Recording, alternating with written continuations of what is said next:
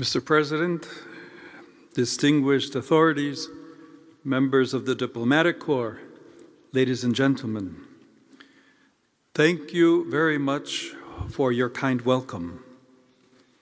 I am pleased to begin the apostolic journeys of my pontificate with a visit to your country, for this land is inextricably linked to the origins of Christianity, and today it beckons the children of Abraham and all humanity to a fraternity that recognizes and appreciates differences. The natural beauty of your country urges us to protect God's creation.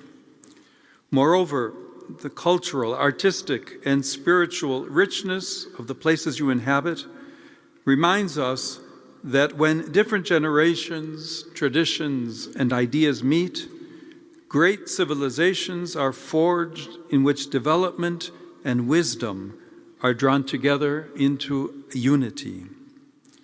On the one hand, it is true that human history has centuries of conflict behind it, and that the world around us is still destabilized by ambitions and choices that trample on justice and peace.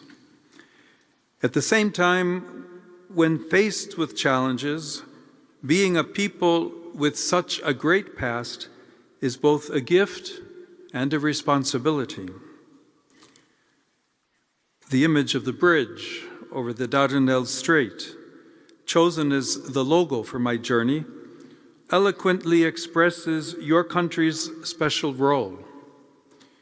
You have an important place in both the present and future of the Mediterranean and of the whole world, above all, by valuing your internal diversity. Even before linking Asia with Europe, East with West, this bridge connects Turkey to itself. It combines different parts of the country, making it from within, as it were, crossroads of sensibilities. In such a case, uniformity would be an impoverishment.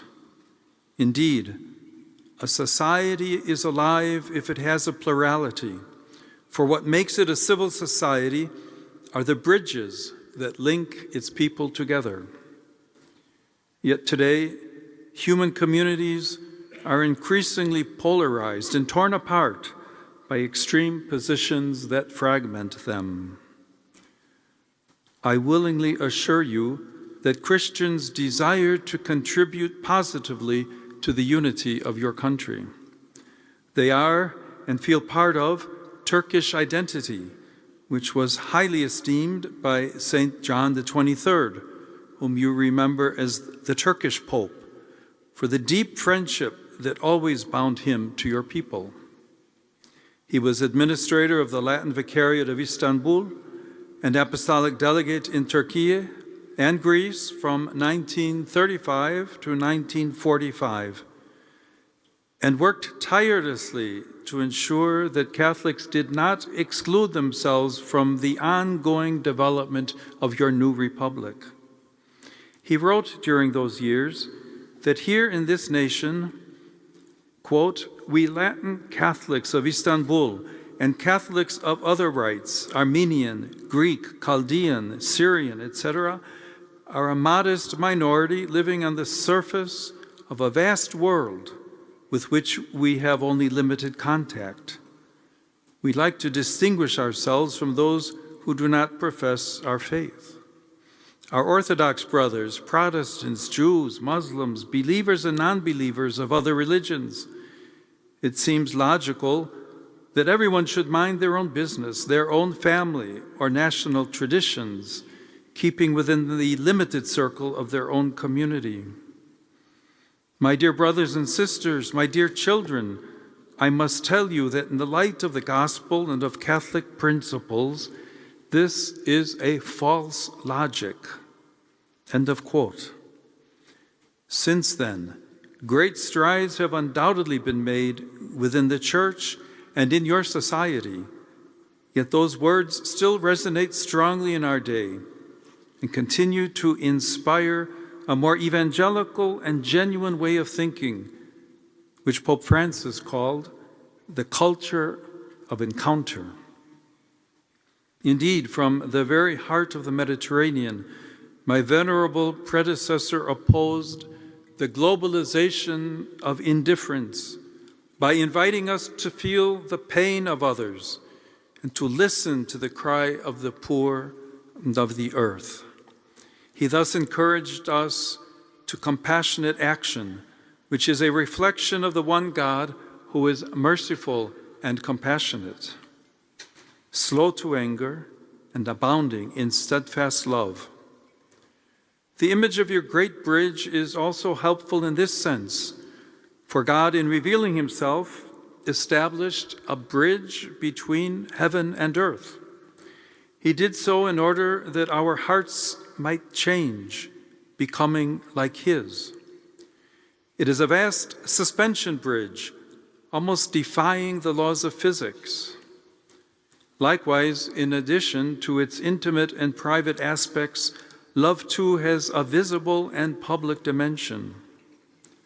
Furthermore, justice and mercy challenge the mentality of might is right and dare to ask that compassion and solidarity be considered as the authentic criteria for development. For this reason, in a society like the one here in Turkey, where religion plays a visible role, it is essential to honor the dignity and freedom of all God's children, both men and women, fellow nationals and foreigners, poor and rich. We are all children of God, and this has personal, social, and political implications. Those with hearts docile to the will of God always promote the common good and respect for all. Today, this is a great challenge, which must reshape local policies and international relations, especially in the face of technological developments that could otherwise exacerbate injustice instead of helping to overcome it. Even artificial intelligence simply reproduces our own preferences and accelerates processes that on closer inspection are not the work of machines, but of humanity itself. Let us work together, therefore, to change the trajectory of development and repair the damage already done to the unity of our human family. Ladies and gentlemen, I just mentioned the human family. This metaphor invites us to establish a connection, once again, a bridge between our common destiny and the experiences of each individual. Indeed, for each one of us, the family was the first nucleus of social life, in which we learned that without the other, there is no I. More so than in other countries, the family retains great importance in Turkish culture, and there is no shortage of initiatives to support its centrality. Indeed, attitudes essential for civil coexistence, plus the initial and fundamental sensitivity to the common good, mature precisely within the family. Of course, every family can also close in on itself, cultivate hostility, or prevent some of its members from expressing themselves to the point of hindering the development of their talents. Nevertheless, people do not obtain greater opportunities or happiness from an individualistic culture, nor by showing contempt for marriage or shunning openness to life. Moreover, consumerist economies are deceptive in that loneliness becomes a business. We should respond to this with a culture that appreciates affection and personal connection. For it is only together that we can become our authentic selves. Only through love does our inner life become profound and our identity strong. Those who scorn fundamental human ties and fail to learn how to bear even their limitations and fragility more easily become intolerant and incapable of interacting with our complex world. At the same time, it is within family life that the value of conjugal love and the contribution of women emerge in a very specific way. Women in particular, through their studies and active participation in professional, cultural, and political life, are increasingly placing themselves at the service of your community and its positive influence on the international scene. We must greatly value, then, the important initiatives in this regard, which support the family and the contribution that women make toward the full flowering of social life.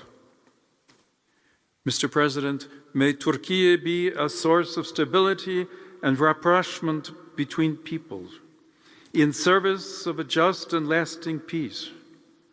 The visits to Turkey by 4 popes, Paul VI in 1967, John Paul II in 1979, Benedict XVI in 2006, and Francis in 2014, show that the Holy See not only maintains good relations with the Republic of Turkey, but also desires to cooperate in building a better world with the contribution of this country, which is a bridge between East and West, between Asia and Europe, and a crossroads of cultures and religions.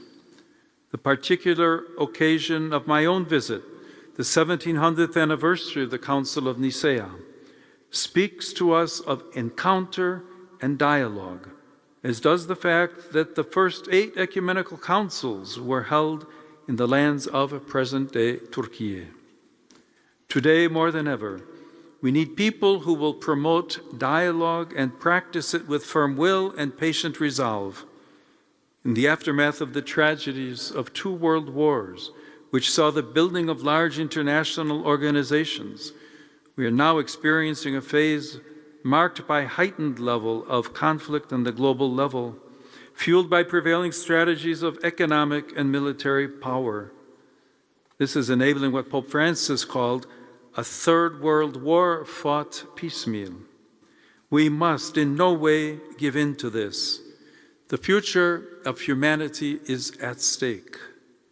The energies and resources absorbed by this destructive dynamic are being diverted from the real challenges that the human family should instead be facing together today, namely peace, the fight against hunger and poverty, health and education, and the protection of creation.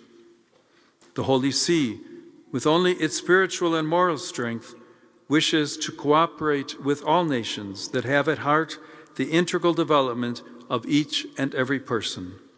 Let us walk together then, in truth and in friendship, humbly trusting in the help of God. Thank you.